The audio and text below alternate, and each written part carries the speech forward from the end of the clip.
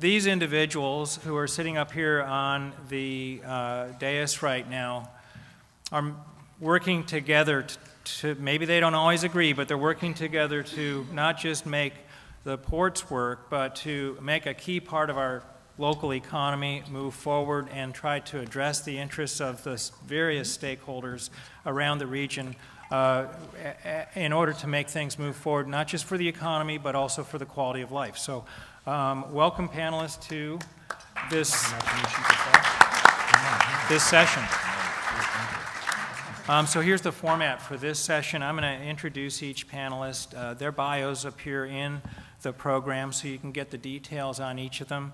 But I'm going to give them 1 to 3 minutes to introduce themselves, talk a little bit about their organization, maybe talk a little bit about things that they would like to see brought up in our conversation today.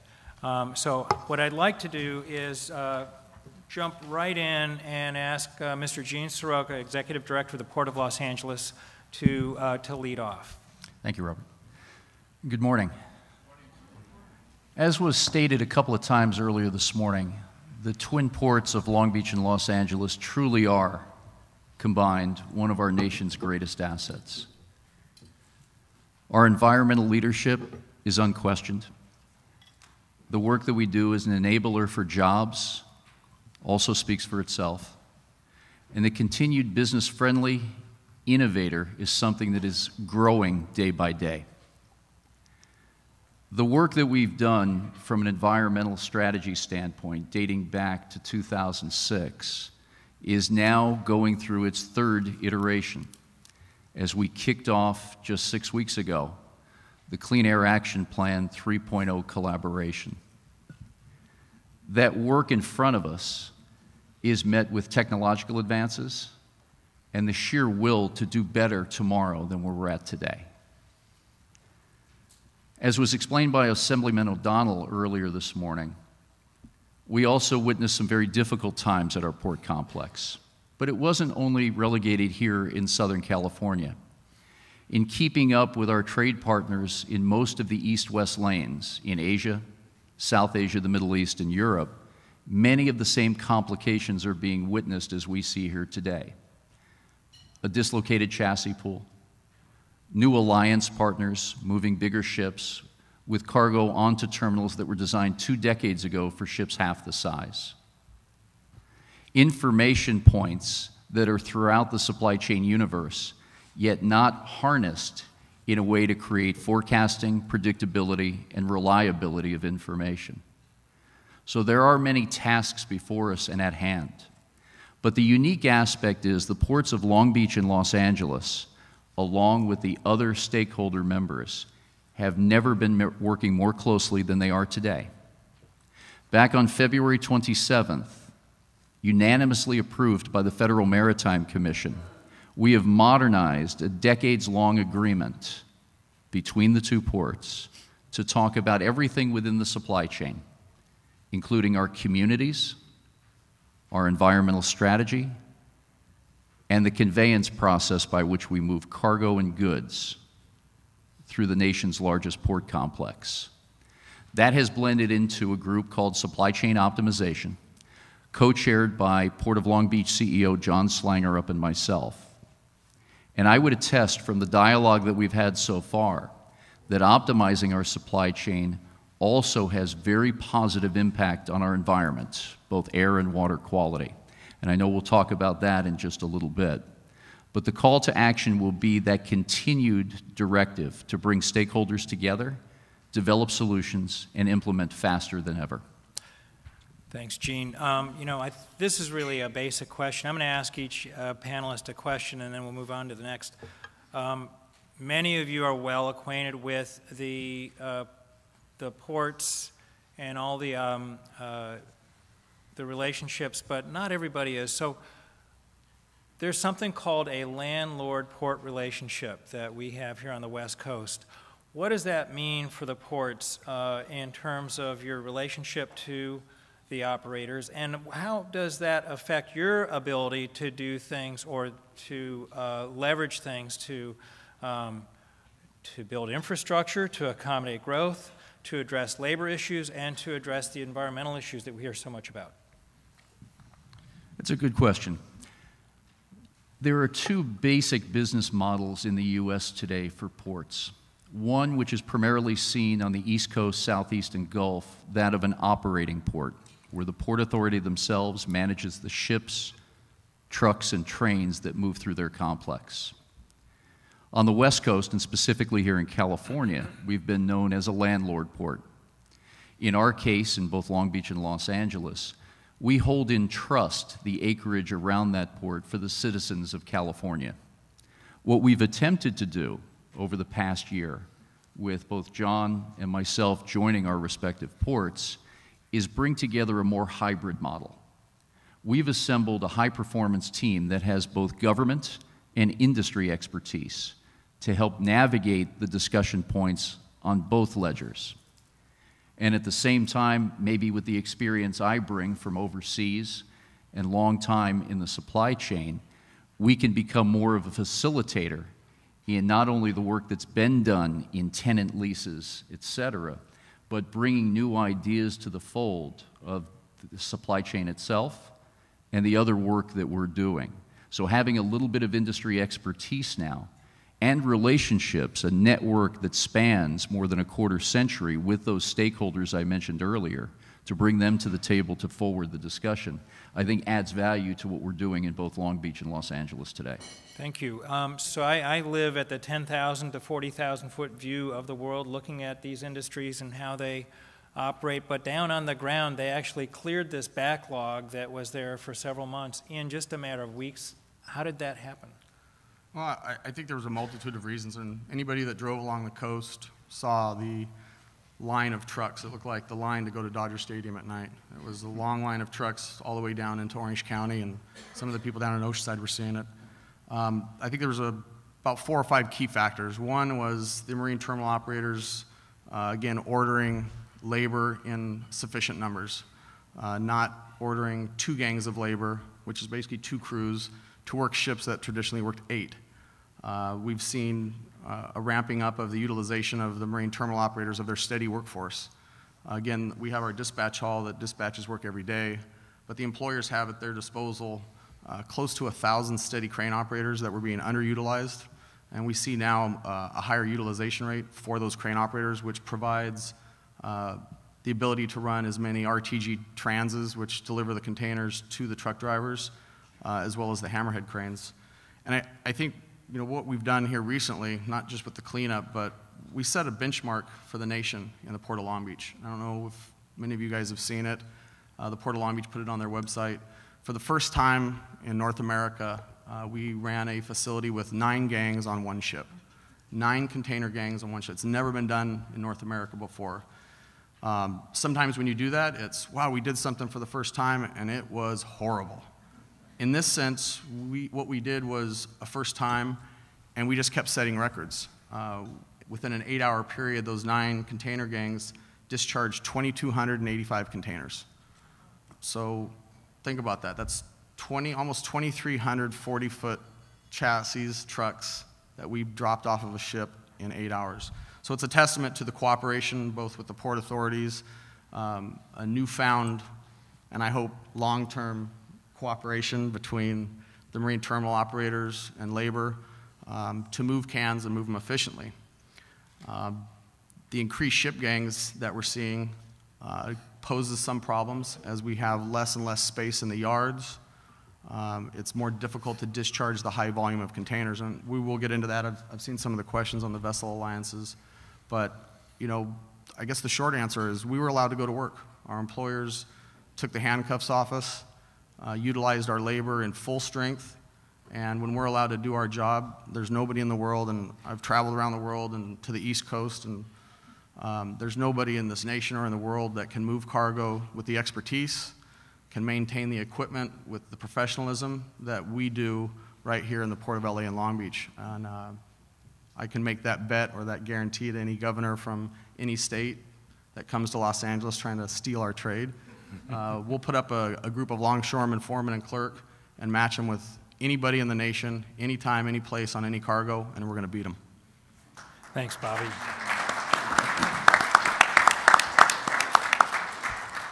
So next we have Michelle Grubbs with us today from the Pacific Merchant Shipping Association. She's the organization's vice president. Welcome, Michelle. Thank you. Tell us about the Pacific Merchant Shipping Association. And First, let me just tell you who I represent the marine terminal operators and the ocean carriers that call at the ports on the West Coast. So we have 3 offices. We have an office here in Los Angeles, one in San Francisco, and then another one in Seattle. So also the members that employ the ILWU. What I'd like to do is thank you very much for the opportunity to be here today. I appreciate the Pat Brown Institute inviting me, and I really appreciate being on the panel with such really respected colleagues. I have a couple remarks I wanted to make, and I really think if you see right now, it's a very exciting time to be at the ports, especially here in LA and Long Beach, because we really are focusing on new ways to do things. We are actually one of the first in North America to handle these very large vessels, 14,000 TEU vessels regularly called here in Southern California.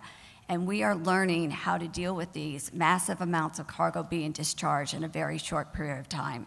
So it's very exciting to see and to learn new ways on how to move that cargo efficiently. I'd also like to commend Mr. Soroka and Mr. Slangerup for their efforts to bring all the parties together to sit down in a room and in several rooms trying to talk about how we can move cargo more efficiently and how we can do this together. This has been an industry of silos, and it's good to see because we really need, in order to move cargo more efficiently, we have to change the way our business practices are. We can no longer depend on the random pickup and delivery of cargo. Not when you are unloading this many containers at one time. You cannot allow that random cargo delivery to continue. So I look forward to today and that we get to talk about some new ways of moving cargo and not allowing our ports to be used as warehouses, especially when the tenants are paying somewhere between $15,000 and $20,000 an hour for the land. It is some of the most expensive land in California. So this is a land that we need these terminals to be transit points and not warehouses. So thank you. Thanks, Michelle. So we heard about the diversion of cargo shipments earlier this year from the West Coast ports during the problems at the tail end of last year, beginning of this year. Have we returned to normal? Do you have a sense of that? Yes, I think we have returned to what is a normal. We have received a lot of the cargo back, and I would like to commend the LWU for how much hard work they did, and it was amazing to see how quickly we cleared that backlog, and it's a testament to them. But I would also like to say not all of the cargo has come back. There are still plenty of cargo owners that are hedging their bets, waiting to see what's going to happen here. And we have another contract negotiations coming up in 2016, and I think people are still sitting on the sidelines. So it's up to us to prove to them that we can move their cargo efficiently and have them all of them come back to the West Coast. Thank you. Next, I'd like to introduce Mr. Angelo Logan of the East Yard Communities for Environmental Justice. So, Angelo, take it away, please. Thank you. So I'm actually with the Urban and Environmental Policy Institute at Occidental College and co-founder of East Yard Communities for Environmental Justice. And I'd like to speak in the context of regional collaboration, statewide collaboration as it relates to the goods movement system. So the work that we do is to really work in collaboration with organizations that promote environmental health, public health, and community quality of life.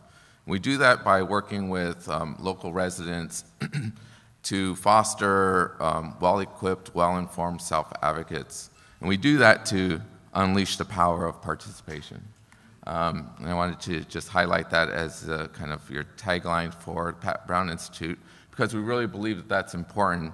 And that participation really is in participating in the democracy that we live in. And we do that to, one, make sure that the residents that reside in corridors and in communities across the state of California that specifically around the goods movement system have an improved quality of life, the quality of life that we all deserve. And we do that in collaboration and partnership. We try to do that in such a way that we partner with our labor friends, our business friends, and the community to make sure that as we move forward in growth, that we're making sure that everyone prospers. That we do that in a cooperative way so that instead of butting heads, that we are being more productive and we are reaching our end goal together, and we're doing it in a more effective way. And so I would say to that end, what we really want to make sure is that that we realize that residents and the workforce prosper through making sure that we have projects and programs that are for and by those people in those jurisdictions. Thanks, Angelo. So, correct me if I'm wrong, you initially, your sphere was in the vicinity of the rail yards with your organization, and then over time you've become more involved in other parts of the region, is that correct? Yeah, I would say that we've been focused on the goods movement system across the board for quite a while. Originally, I grew up fence line to a rail yard in the City of Commerce, which is a major logistics hub for the region. And that's the way that I personally got involved in this work.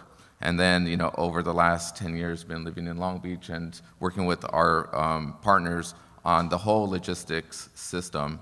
And so, what we realize is that you can't address rail or intermodal or freight corridors or just the seaports. It's a whole system. Whole system. Okay. Thank you.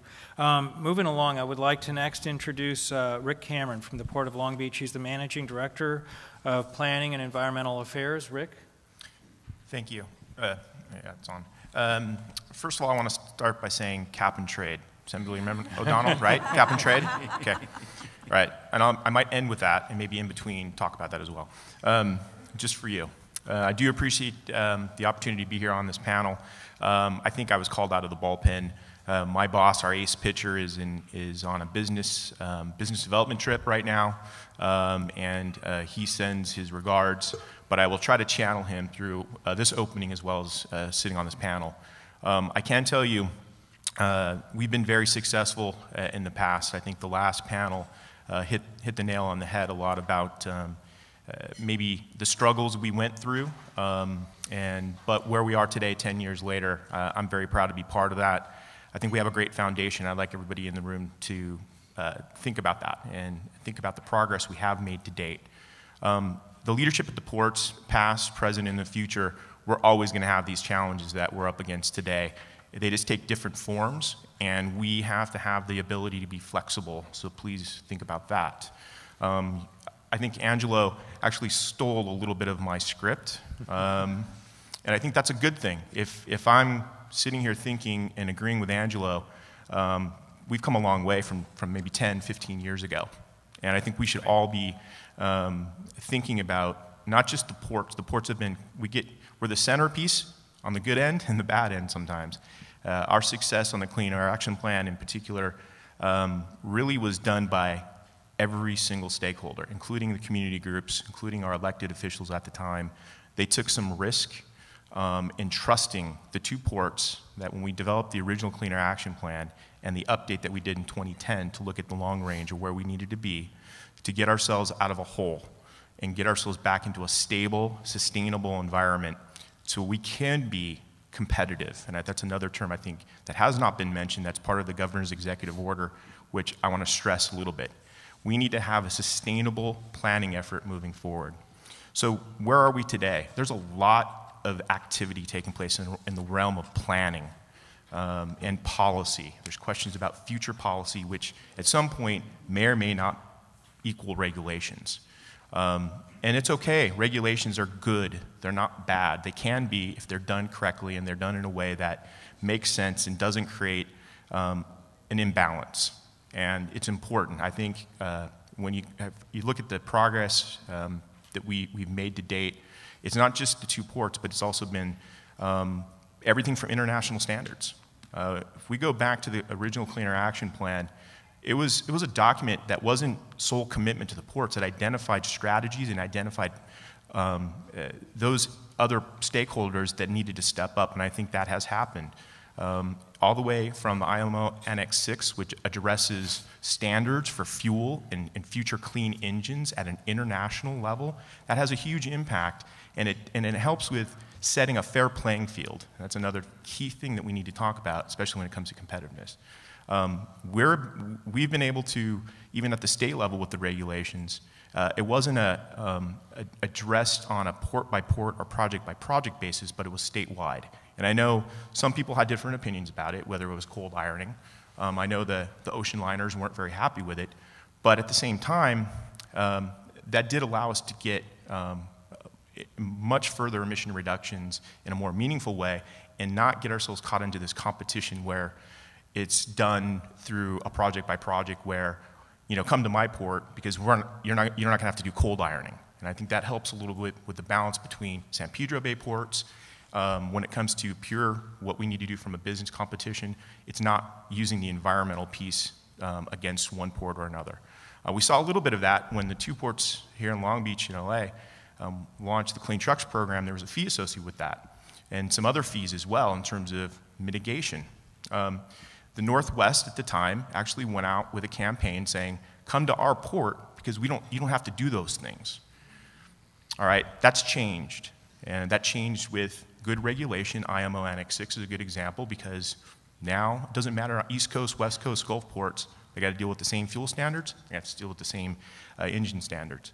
And there's the environmental control area associated with that. So where we need to be in the future is I think we need to really think about planning from a regional standpoint and having the connection between what the ports are doing in their planning efforts, connecting it to the region, what's happening with corridors, so we can be competitive with getting cap and trade money, right? There you go, as well as federal dollars. There's a lot of federal policy around freight. There's a national freight policy now, and both the Senate and the House are in conference right now talking about a 6-year transportation bill. We have the ability, being here in this Southern California region, to partner, be on the same page, whether it's community groups, whether it's labor, whether it's the ports, whether it's our other stakeholders in the goods movement chain, that we can get those dollars for Southern California that helps us be more efficient, environmentally sound, and competitive.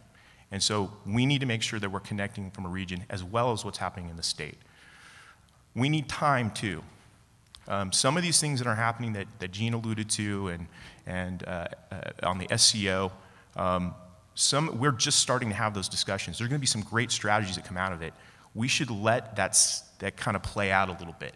I think it's important for us to, because that could change a lot of different ways on how we assume, how we operate, and we are always asked about what does it mean for me in terms of the good, the bad, and the ugly from an environmental standpoint.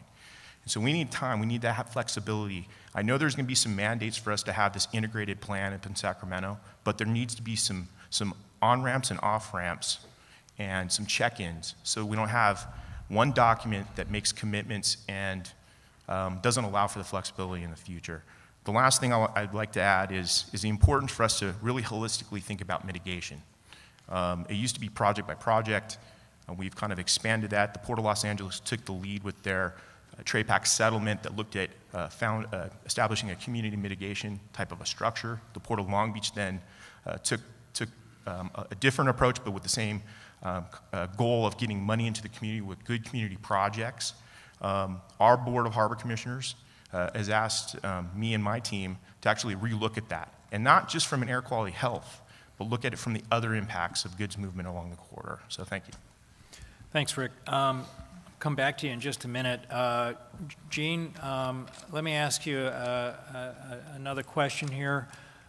We are spoiled.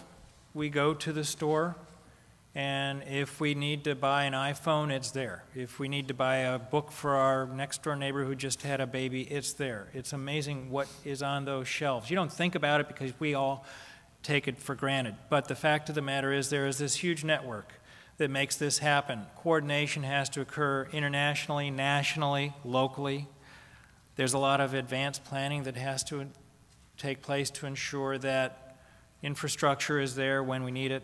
So what does the goods movement sector need in an integrated state as well as national freight strategy? Tell us a little bit about that. Well, I think first of all, Robert, we'll need a strategic plan, and one that emanates from the stakeholder groups that we've been discussing here this morning. It also must be sustainable in two respects. One, continued leadership in our environmental causes, but two, from a financial perspective. And Rick just touched on a very good point. The liner shipping industry looks very different today than it did in the fourth quarter of 2008 as a precursor to the worldwide recession. The 20 or so maritime companies, the liner shipping companies, have lost a combined $30 billion since that fourth quarter of 2008. Money looks a lot different at our ports in the United States today.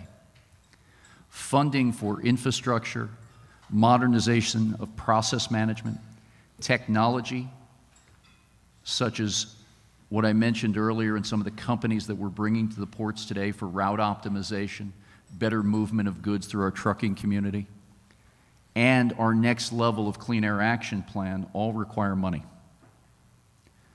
We need to set aside some thoughts about how that money was created in the past, because it looks very different today from the port's standpoint. And there's a disparate view of how capital moves in our industry today, because very few are earning profits that can be reinvested as they had in the past. There's a comment made on the earlier panel. Today at the Port of Los Angeles, and to an extent the Port of Long Beach is very similar in my discussions with John, we are not a profit-maximizing organization. We're a public agency in the city of LA. The money we earn goes back into three specific categories. Infrastructure, which is no longer just bricks and mortar, but that process management and technology that we can bring to the port complex. Secondly, our communities. Dave Roberts mentioned it on the first panel. The Port of Los Angeles is the first public agency of infrastructure bent to commit a specific public access investment plan that is driven from its profitability. So the more successful the port is, the more successful our community will be. The third category is our environmental strategy. It is stated that over time, that predates my tenure with this department, the two ports combined have spent more than $700 million,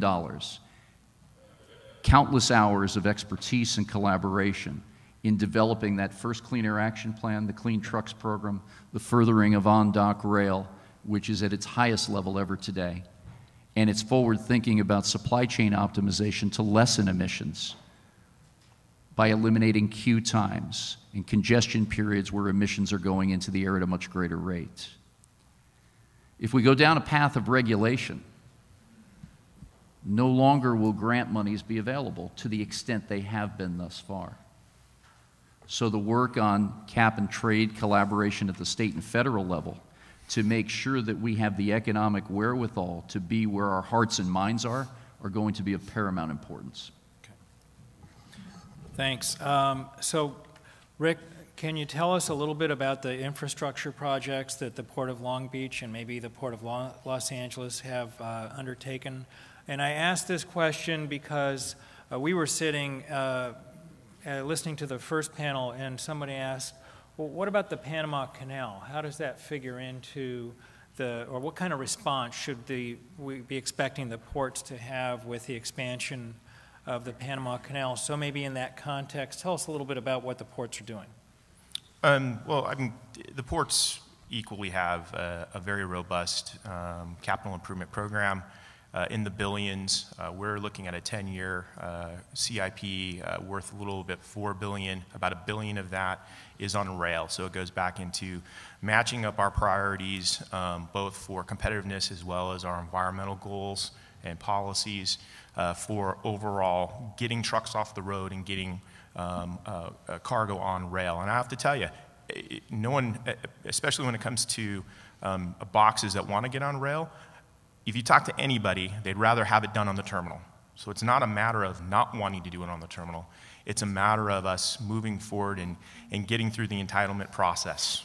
All right? I think it's important. If we're all going to be in this together from a regional standpoint, and we're going to be efficient, and if efficiency means good environmental benefits to that, then we've got to get ourselves out of appeals and lawsuits. And I'm not suggesting that CEQA should be reinvented, but those that use that CEQA, good or bad, sometimes that holds up progress. And so when we talk about infrastructure that is necessary, I know it's the SCIG project. I can't talk about it because we're a department of the city, and I'm not going to get into details about that. But if there is some concerns about how that went forward, and how do you mitigate? It goes back to that to get that infrastructure in place. If that wasn't in place, and it was done correctly to some extent, with everybody being on the same page about the benefits of it, we'd have that trucks off the I-710, frankly, and they'd be calling in that facility and getting on rail. Now, ideally, we want to get it on dock. So when we start to tap, and there's other infrastructure that are taking place in terms of improvement. Really, what I want to focus answering the question is about the future, is about integration. We're not talking about dealing with our infrastructure just for dredging, building wharves and cranes. It's an integrated system from everything from the water, getting off the water, from an infrastructure, to going out the gate and up through the region and out to where it wants to go, in an integrated system, whether it's on rail, on highway. But for us to think about infrastructure as well, it's about energy. That's something that really hasn't been talked about, but actually is a third pillar and to some degree, with the integrated plan that the governor has given direction to a variety of agencies, including the California Energy Commission. There's an opportunity here for us to have an integrated system of different types of technologies on our marine terminals that would also help us with our sustainability goals. Is necessary infrastructure if we're going to be talking about a variety of different strategies on terminal. And I'm not suggesting that the 13 terminals in San Pedro Bay are going to be electrified or quote-unquote automated.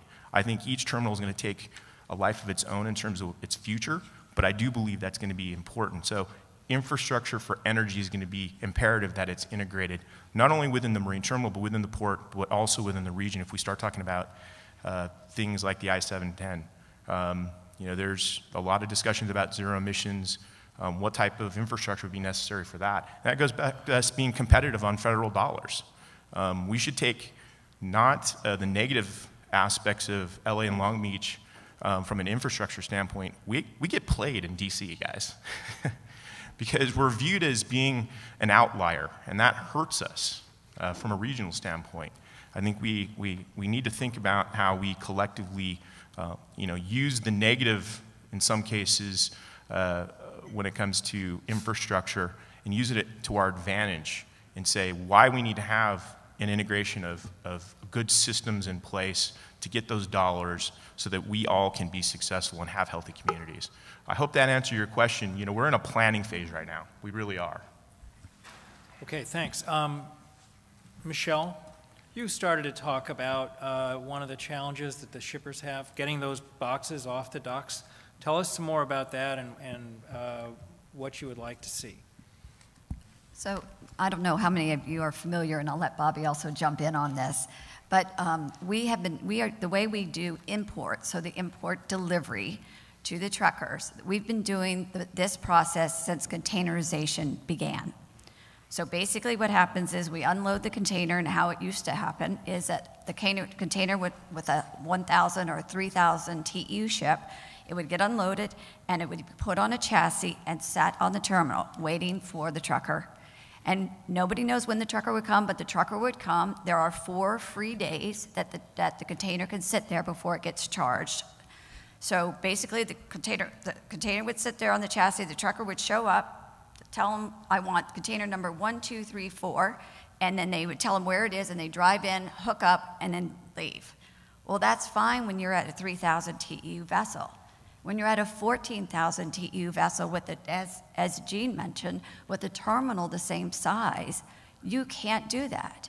So what happens is we stack the containers, right? So they're stacked up. So that means we're very dense. And so now what happens is many terminals don't have appointment systems and some do. But basically what happens is the terminal does not know who's going to come pick up what container when. all right? So he opens his door that day. He had to order his labor the day before. So he's got his labor, he's got his equipment, and he doesn't know who's going to show up. And then the massive trucks show up, and now you've got to service them.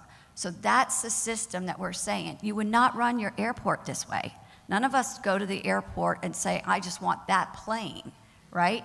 Look at the taxi system that you have outside the airports, right? You go up, you don't ask for a specific taxi, so you just take the next one in line. So what we're seeing now is each terminal is experimenting with new ways of doing things. One of the new ways is the old way, and it's called basically a peel-off pile or a free flow. So what we're looking at is when we have a large customer, maybe it's a large cargo owner, a Walmart or a Target, and they have a large amount of cargo on that vessel. We'll unload it, put it into a pile, and tell them, come on, and then they just send the next trucker, and we take the next container off and just give it to them, and it flows very efficiently. So this is one area where we're looking at, this is a much more efficient way than this random access of having one driver come get one container when they need it. And typically, it's on the last free day. So it sits there, and then the next ship comes on and it gets buried. And we're seeing that you have to move that container 3 to 5 times before it's ever picked up. So that is not efficient, and we really have to deal with that. And I think what we're seeing with technology, we're seeing new systems, this Cargomatic, which is like an Uber system for truckers. We're seeing Quick 180, which is a new type of system so that you can get an empty container and not have to come out to the port to get that empty, maybe get it if it's at a warehouse. So we're seeing a lot of new technologies and a lot of dray-offs where we have terminals today that when the vessel's unloaded, that night they will dray off thousands of containers to an off-site dock. So this is things we've got to figure out along with appointment systems to make it work. Right, so there's some jargon here. We've heard about gray chassis. Many of you know about gray chassis, but some of you do not. There's also something called Pier Pass. So I'm going to turn to Bobby to ask him to explain those and talk a little bit about the challenges as well as what's working right in terms of really trying to overcome some of these problems that Michelle has outlined. All right, you got about an hour and a half. No, you only have. All right, so I guess the easiest way is 25 words or less. Yeah. I could say something, but I won't. Let's talk about chassis. So let's think about a grocery chain. Say you go to Vaughn's. And one day you go to Vaughn's and they've said, well, you know what, we're tired of sending out box boys to the parking lot to pick up grocery carts, so we've sold all of our grocery carts. So either find one or bring some bags or a heavy shoulder that you can carry all your groceries home. And that's really what was done to the industry. At a time where we negotiated years back the inception of automation into our contract, which has been there for 2 contracts now. The trade-off was, as we accepted automation onto the waterfront, the jobs that were displaced would be replaced by the maintenance and repair of all of our equipment, which we currently have over 1,500 mechanics in the Port of LA and Long Beach. So they divested themselves of chassis in reality as a means to get around our jurisdiction. If you've got 15,000 chassis on your terminal, why would you sell the chassis? It becomes increasingly harder, just like a grocery store. If I don't have the carts, how do I expect you to come in and shop? So with that, those chassis were sold to 3 what we call IEPs, independent equipment providers. In the country that we live in, there is no wink deals anymore of, hey, I'm going to sell you this, but you're going to take care of me on the other end. This is a capitalist country. Everybody's looking to make a dime. So what we've seen are the IEPs who I think the marine terminal operators thought we're not going to have problems with the chassis. We're just getting away from some jurisdictional issues and some repair issues. Now the IEPs are holding everybody hostage in the industry. We see piles of 1,000 to 2,000 chassis, pristine chassis, sitting in yards 2 miles outside the port on the same day that we sit in meetings with some of the IEP, these DCLI and Track and FlexiVan, telling us, well, we're short on chassis, or they'll dray chassis from rail yards that are deficient in some of the state standards, bad flaps, bad tires, offset tires. So the repair work becomes increasingly more difficult for us. And that's where the gray pool was supposed to come in and try to remedy some of this, was to put them all into a pool where, in premise, it's a great idea. It's a pool of chassis. Guys can just come in and grab it, just like your grocery carts. Grab a grocery cart, go get your groceries, take it to your car, leave the cart for somebody else. But what we're seeing is competitive problems between the three IEPs. We see a lot of the chassis providers, what they're doing now is refusing to repair certain equipment.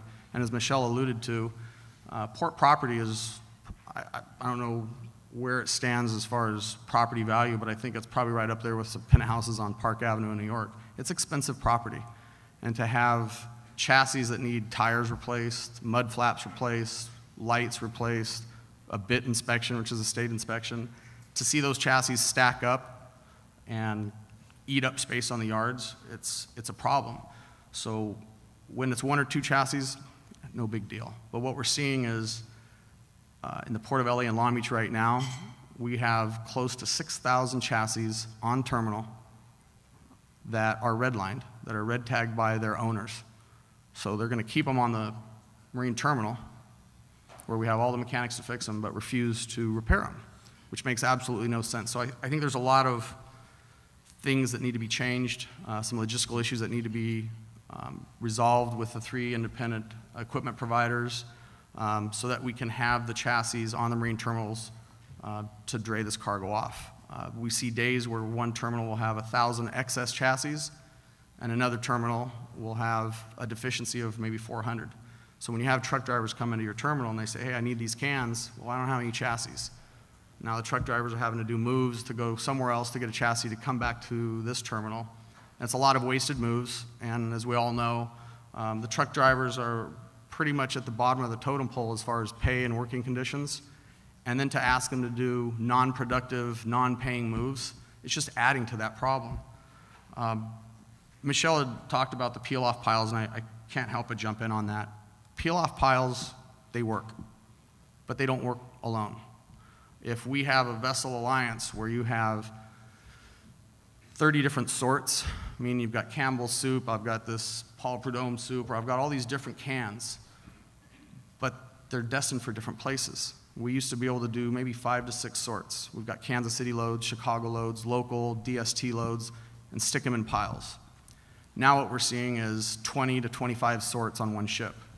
We don't have the space in the yards to do the sorting. So the outcome is you have these jumbo piles, like Michelle said, where maybe you're delivering 15 containers to truckers in an 8-hour shift, but you're actually moving close to 100 containers during that day because you're picking and moving. So the peel-off piles will work, but it's up to the shippers. And again, I think it's the beneficial cargo owners, what we call the BCOs, they need to put pressure on the shippers. And we've seen in the past, we've seen the big box carriers put pressure on shippers and say, well, we're going to take our cargo here, we're going to take it there unless you lower the price. And that's the leverage of the system that we live in. But when the cargo is loaded in China or in the Far East, it can't be loaded in just such a random, haphazard manner. They've got to load it if they want us to be efficient here. And when I say us, I mean everybody, the port authorities, the marine terminal operators, the truck drivers, the longshoremen, the warehouse centers, the distribution centers.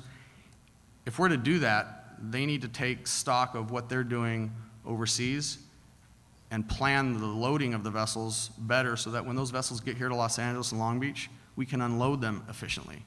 We can't unload on something efficiently when it's loaded in China just haphazardly. It just doesn't work. So the peel-off piles and the block stows is what we call them in China. Those two work hand in hand. Neither one will work without the other. If we block stow them and we don't do the peel-off piles in these terminals, we have terminals that are unwilling to do it, it makes no difference. It makes no impact on the bottom line for us. You know, we talked about the technology on not only on the chassis and the repairs, but and I know we'll get into it, but technology always doesn't always work. We had the Mercure XR4 Ti. That was a great car. It lasted 2 years. Can't even get parts for them anymore. We see technology that's invested by some of the marine terminal operators that just doesn't work. It's not conducive to an efficient operation. So what we're starting to see, and with Gene's help, we're working with one terminal right now in the Port of Los Angeles that came to us and said, listen, our technology is causing us problems. We're getting 3 moves an hour from our transtainers delivering to trucks. We need to get it up to 5 or 6. That's where we need to be. And the removal of some of the technology, which was spotting containers based on GPS that's not always accurate, yard spots which don't always manifest themselves into the system correctly. They just added a human being. They put another clerk on the ground, and that clerk is able to do the old-fashioned chalk the tires, spot the can. Within a week, we saw productivity go from 3 moves an hour to 9+. A 3-fold increase in productivity, not because of a $25 million investment in technology, but a $500 investment in a single person to sit on the waterfront and actually make cargo move. So when we talk about technology as we move along in today's hearing or class, I guess, we have to understand that you got to balance technology with the reality of sometimes technology doesn't work, and sometimes the best answer, like for chassis and everything else, is to turn to the hardworking men and women that are down there in the ports, the truck drivers, the longshoremen, the clerks, the foremen, and let them do their jobs. So. Thanks. So now we've heard an awful lot at this point about the ports, their vision for the future, things that are in the near term that are going right, some challenges and things that aren't quite ironed out. It's pretty clear. Well, I don't know about you, but now I'm beginning to really feel that it's miraculous that iPhone showed up when I needed it, because it had to overcome a lot of hurdles, and some of which have arisen most recently because of the large size of these ships and the smaller capabilities of the infrastructure that we have.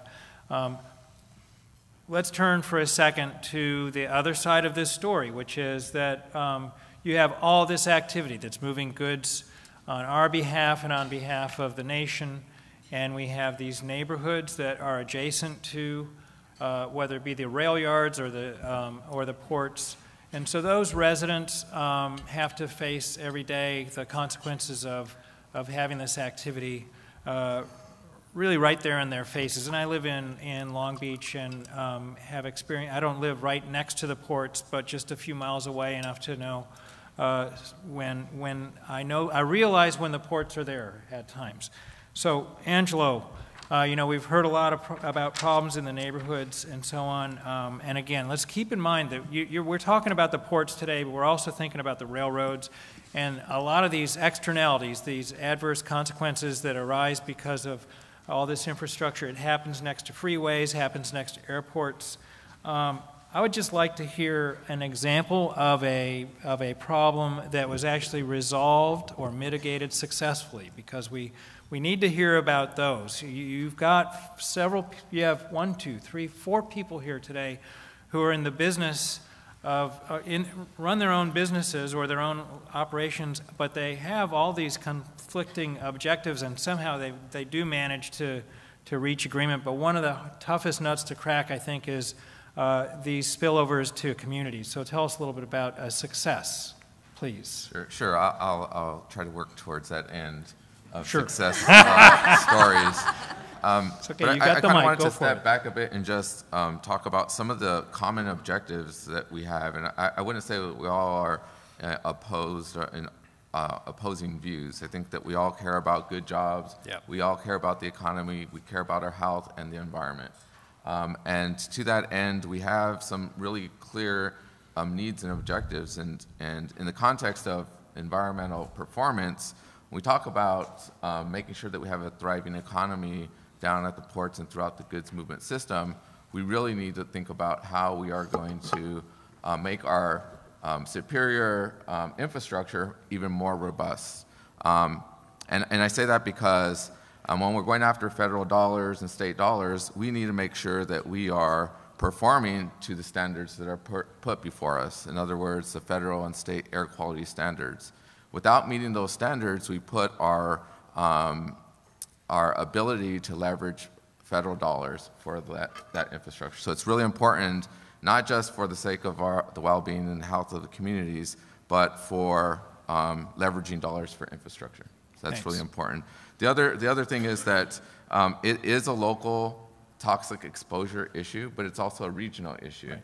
And we know that the port complex is the #1 source of air pollution in the basin, and the basin is one of the most polluted in the nation.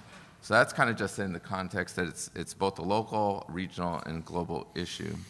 So in terms of working towards some problems that have been solved, I want to just highlight both Trade Pac and Middle Harbor as 2 examples of working in that direction.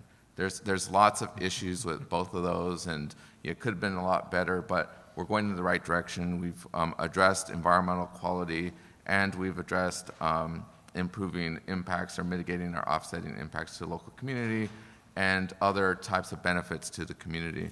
So those are going in the right direction, and I think that we are starting to get to a point where we're working cooperatively, not just with the typical stakeholders, but also local residents, to make sure that we are really democratizing planning. And I think we need to get to that point so that we're not hitting obstacles along the way. And I want to use the 710 as an example of how we're doing that. And the 710 freeway between the City of Commerce and the 2 ports has been called the jugular to the goods movement system. It's important that that piece of infrastructure is really, that we move forward with that piece of infrastructure so that we can really see the true benefits across the board for the ports and goods movement. And so we're at a point where folks have gotten together to make sure that we're at the table, at the design phase, to make sure that everyone is benefiting from this billion-dollar industry, and making sure that there's not, the few that are prospering and the other folks that are carrying the burden. Whether it's the port driver or it's a community member along the 710 freeway, that we all need to prosper. And what that does is that allows for projects to move forward in building consensus versus things like SCIG, where we are battling in court. And we can work together to make sure that everyone benefits from this industry rather than it just be the few. And so we do that in such a way that we're working with the ports, both Long Beach and Los Angeles, to make sure that we're at the design phase. And we're looking forward to that in terms of the port master plans of both ports and making sure that the measures and the programs benefit all, both the workforce, the community, and the businesses. So we need to get some questions from you. I would just point out that Gene has to leave in a few minutes, so if there are questions that you might want to direct to him, I would say maybe raise your hands early, and let's get the dialogue going. So are there microphones out there somewhere? Yes, okay. Can you hand it to that gentleman, and then have at it, everybody. Just speak loudly, and I'll repeat the question if need be. I think everybody will be able to hear me.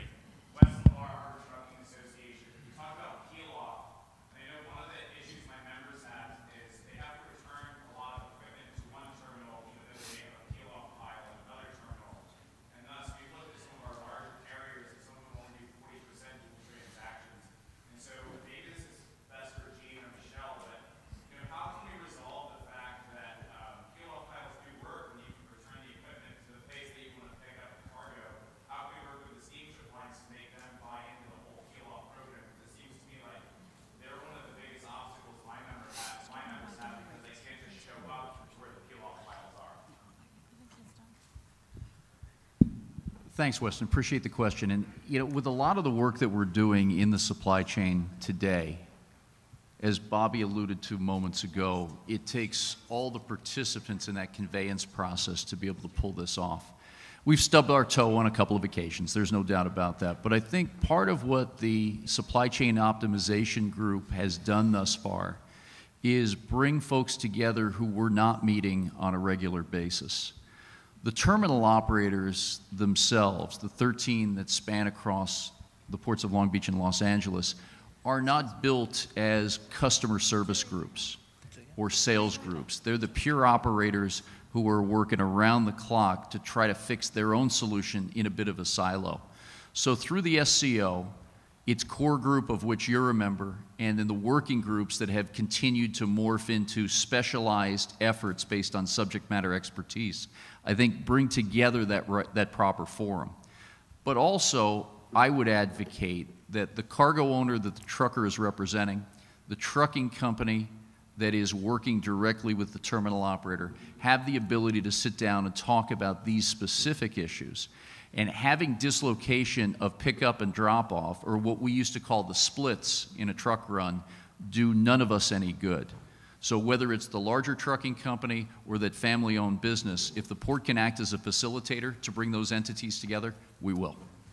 And let me follow up also, because that's a good point, Weston, is that one of the things we're seeing that one of the terminals is doing the peel off, but not by cargo owner, but by trucker. So they went to large truckers and said, okay, you handle a number of different cargo owners. We'll give it to you in a pallet, and you just send your truckers over. So I think you're seeing different changes and trying to do that. And that the issue of the return the empty is always an important one. One of the things that we just saw was this quick 180, which is trying to find, this is where you have an empty container, it's at a warehouse, but there's an exporter that needs that container. Instead of that container coming all the way back to the port, they'll pick it up from there using technology and your apps. So I think I agree with what Gene said, is that we need to sit down and look at that and figure out how can we make it much more efficient, because it doesn't benefit any of us to have that container come all the way back to the terminal or to go to the wrong terminal and have to be moved. That's just inefficient. Thank you. If I could add just something real quick. Oh, please do. To what Gene and Michelle just alluded to, and even what Bobby had alluded to earlier, with this supply chain optimization, this is a new paradigm for ports and for everybody who's associated with moving cargo, period, end of story, in the port and outside. It's important for us to be able to test these strategies and pilot them so we can understand, and then we can start to talk about what it really is going to look like in the long run from an operation standpoint and making commitments. And I emphasize that more because of we all have some deadlines that are coming up here in the middle of 2016, in particular at the state level. And I hope that those that are going to be the lead responsible agencies in Sacramento putting together this integrated plan understand that when it comes to efficiencies. That goes back to my point about flexibility, allowing some of this to play out. Question right here. Good morning. My name is Victor Avalos. I'm with the Southern California Latino Policy Center. We represent policymakers who represent communities. Communities like Commerce and the areas of Wilmington that are impacted by this. And I know that the previous panel began to, Dr. Lowenthal specifically, touched on what do we do about folks that live in those communities. I mean, what are some realistic options for people? Are we talking about actually relocating people? Because as the need increases for space and you begin to have more traffic here, obviously there are environmental impacts on those communities. And I'd like to hear Angelo talk about that a little bit. What are realistic options for these communities? Yeah, well, I would say that, you know, this is a democracy that we live in. And so folks that live in and around these particular communities should determine for themselves whether or not it gets to a point that there is a relocation strategy, and whether or not that would make them whole, and what it would take to make folks whole for a relocation strategy.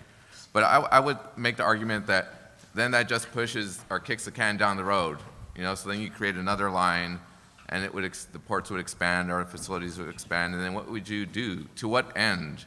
And then before you know it, you know, LA County would be just one large port complex. I mean, that's an exaggeration, but I think that it's a good question to ask when we're talking about strategies like relocation, whether it's for a freeway project or a port project or a rail yard project, that to what end? To what end, and who does it serve, and what is the benefit for the region?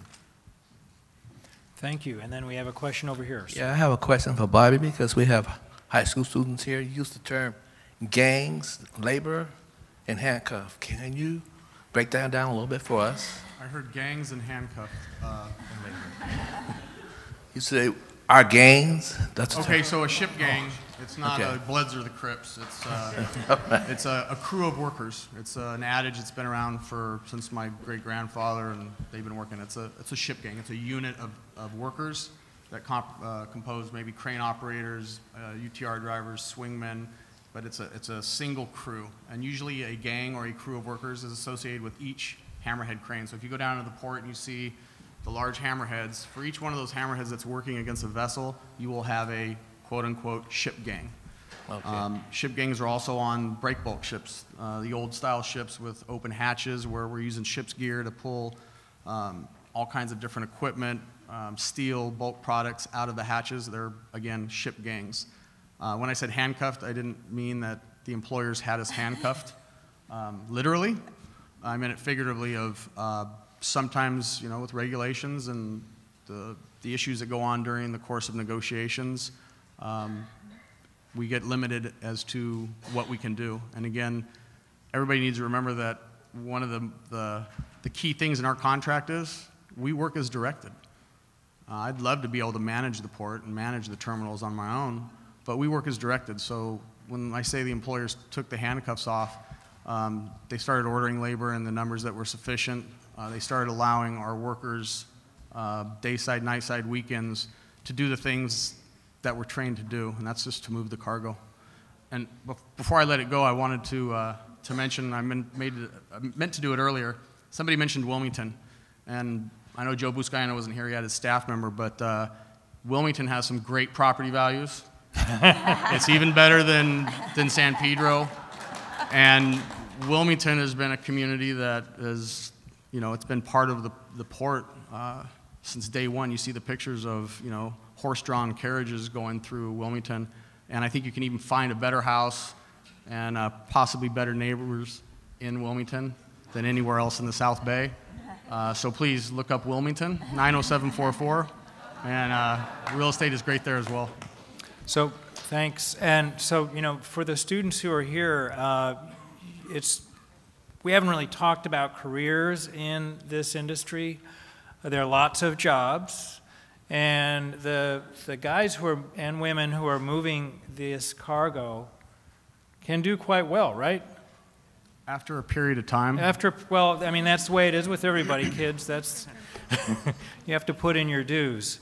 But I would also point out Amy Grad is here with, what is your organization, Amy, that is? International Trade Education Program. Yeah. ITEP, Yeah. So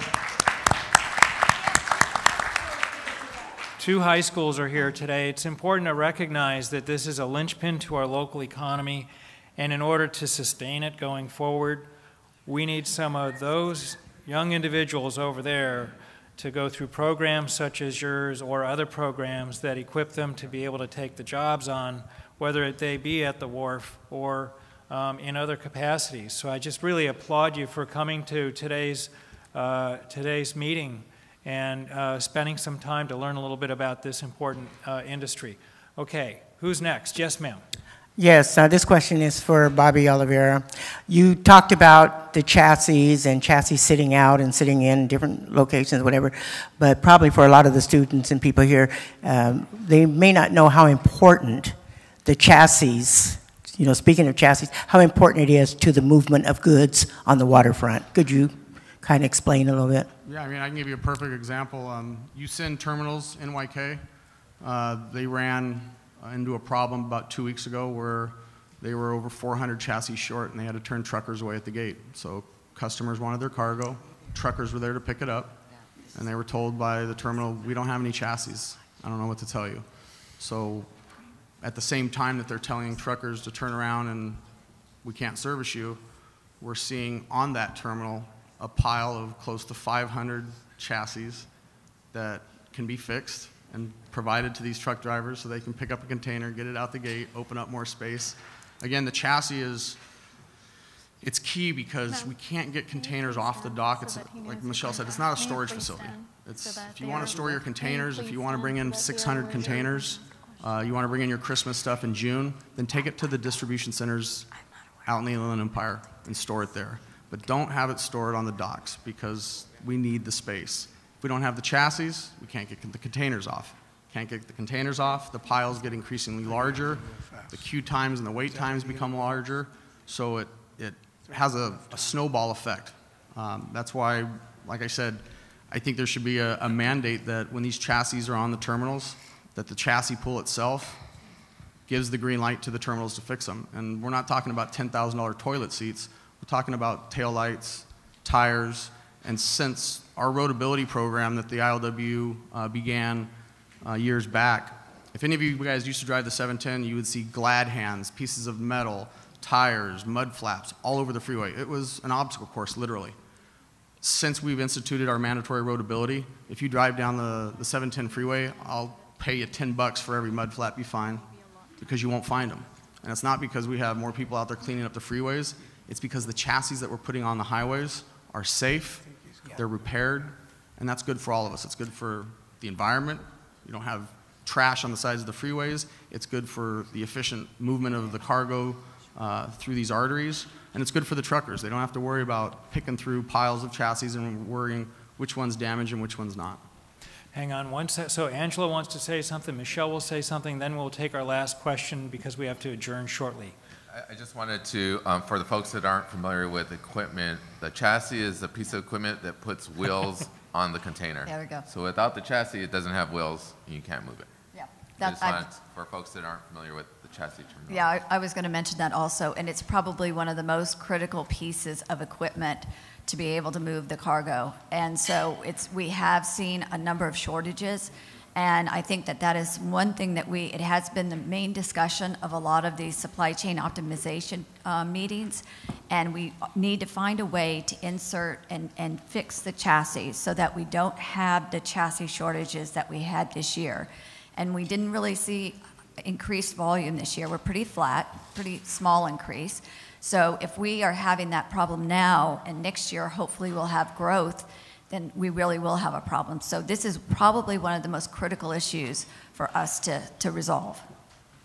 Okay. Thank you. Go ahead. Hi, I'm Andrea Ricco from USC, and my question would be, it seems like a lot of the trucks are carrying their containers all the way to the rail yards or all the way to the distribution centers in the inland valleys.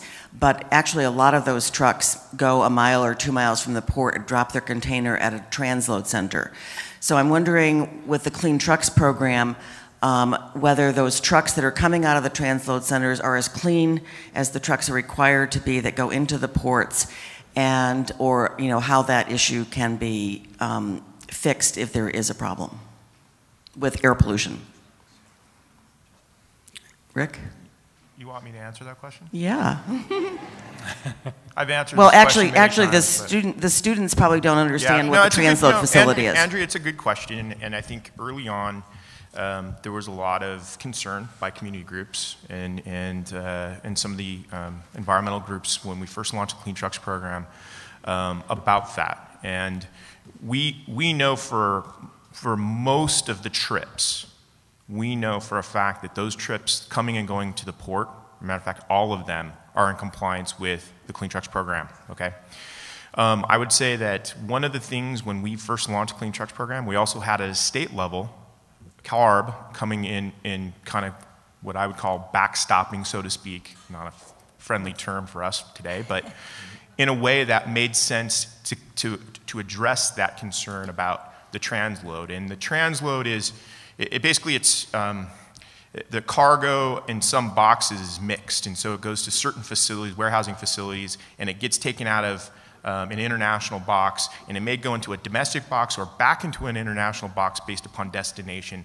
And this is just how the industry, it's very dynamic when it comes to moving cargo in particular. And so some of those boxes go back on rail, in fact, when they get repackaged. So it's not a one-for-one that it's going there and then is leaving by truck. In some cases, it's actually being transloaded and going next door onto the rail. I believe that those trips that are leaving the transload facility are domestic, and they're already meeting the state standards for clean trucks. So I don't think it's a concern. 4 or 5 years ago, I think it was a good question. I know there was a lot of concern about that. I think that was that policy discussion we were having with CARB and with other entities to ensure that wasn't happening, that people were trying to get away from meeting the clean truck standards. Thanks, Rick. Okay. Thanks for your question. We're about to close out this panel. I just want to point out that we've really enjoyed your participation today. This is an industry that really operates on the premise of the Pat Brown Institute, unleashing the power of participation. You have every stakeholder group who is involved in trying to move forward. As Angela says, there's a common goal, really, and there are a lot of things that we need to address in pursuing that common goal. There's so many other areas, so many other challenges that we in Los Angeles and the Southern California region face where we can, take our cues from this group of stakeholders who, even though it's very rough terrain, they still manage to move forward. I applaud you all for your efforts, and thank you for being on the panel. Thank you.